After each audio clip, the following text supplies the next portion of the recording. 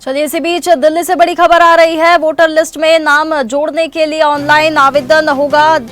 Form 6 में बताए गए डॉक्यूमेंट्स लिए जा सकते हैं। एसआईआर पर सुप्रीम कोर्ट में सुनवाई, ऑनलाइन आवेदन करने की अनुमति दी गई है। कोर्ट ने चुनाव आयोग से कई सवाल पूछे हैं।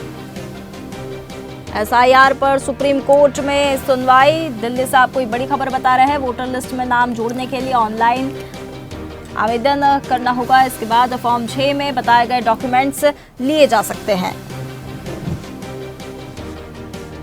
एसआईआर पर सुप्रीम कोर्ट में सुनवाई, ऑनलाइन आवेदन करने की अनुमति दी। कोर्ट ने चुनाव आयोग से कई सवाल पूछे। हमारे साथ पटना से ब्यूरो चीफ धर्मेंद्र सिंह इस खबर पर जुड़ चुके हैं। धर्मेंद्र, एसआईआर पर सुप्रीम कोर्ट में सुनवाई, फॉर्म 6 में बताए गए डॉक्यूमेंट्स लिए जा सकते हैं, साथ में वोटर लिस्ट में नाम जोड़ने के लिए ऑनलाइन आवेदन यहां पर दिया जाएगा। क्या कुछ इस पर पूरा अपडेट सामने आ रहा है? जिस तरह से एसआईआर की बात आ रही है सामने बिहार में खासकर, और इसके चलते विपक्ष जो है आम और सत्ता पक्ष दोनों आमने सामने है। जाहिर सी बात है कि चूंकि चुनाव है, सबसे बड़ी बात है कि विधानसभा चुनाव है, इस मुद्दे को लेकर एक दूसरे पर हमला कर रहा है। और एसआईआर की बात जो सुप्रीम कोर्ट की है द्वारा दिए गए आवेदन की बात, ऑनलाइन की बात जो हो रही है, वो एक अच्छा संकेत है। अच्छा संकेत ही नहीं बल्कि लोग घर में बैठकर ऑनलाइन करके और अपना मतदाता सूची को रिवाइज कर सकता है, और या जो छूटे हुए मतदाता है वैसे मतदाता अपना नाम जुड़वा सकता है। ये सुप्रीम कोर्ट के लिए, सुप्रीम कोर्ट जो आदेश दिया है वो स्वागत योग्य है बिहार में। लेकिन जिस तरह से सरकार भी हर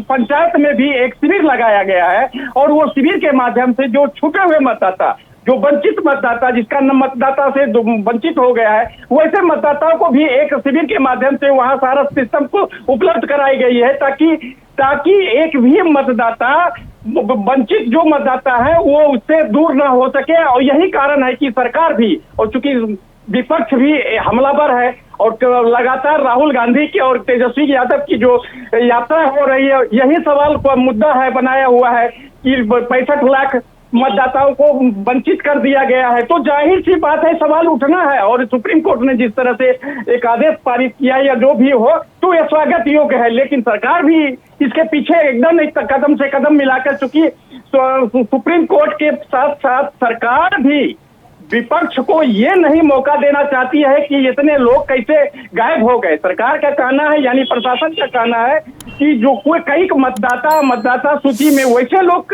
से वंचित है जो डेथ कर गया है, जो कहीं कहीं दो जगह को अन्य प्रांत में, बिहार में अधिकांश लोग बाहर प्रदेश में रहते हैं लोग, अधिकांश की बात मैं बता रहा हूँ।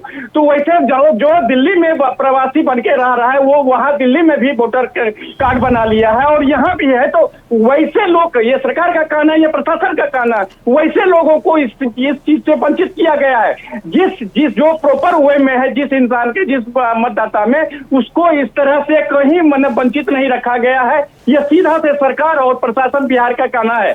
जी धर्मेंद्र, लेकिन इस पूरे सुनवाई के बाद जो सुप्रीम कोर्ट ने कहा है, उससे हम ये निष्कर्ष निकाल सकते हैं क्या कि बीएलओज के खिलाफ जिस तरह की शिकायतें हो रही थी वो सही ठहराया है सुप्रीम कोर्ट ने? क्योंकि अब वोटर भी अपने ऑनलाइन आवेदन कर सकते हैं। जिस तरह से बीएलओ अब आवेदन कर रहे थे, फिजिकली वो रजिस्टर किया जा रहा था, उसकी अनिवार्यता खत्म कर दी है कोर्ट ने।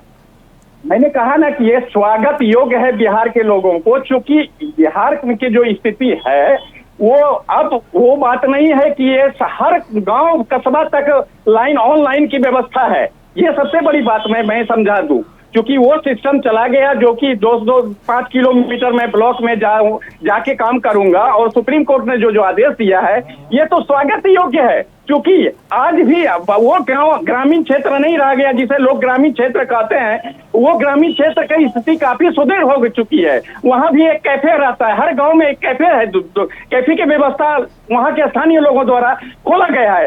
तो जो व्यक्ति, जो इंसान मतदाता सूची से वंचित है, वैसे लोग अगर ऑनलाइन की सुविधा दी गई है, तो जाहिर सी बात है बिहार के वासियों के लिए स्वागत योग्य है। जी बिल्कुल, निश्चित तौर पर एसआईआर पर यह बेहद जरूरी सुनवाई हुई है, जिसमें ये साफ कर दिया गया है कि नाम जुड़वाने ऑनलाइन आवेदन भी अब वोटर कर सकेंगे। बहुत शुक्रिया आपका धर्मेंद्र, तमाम जानकारी के लिए।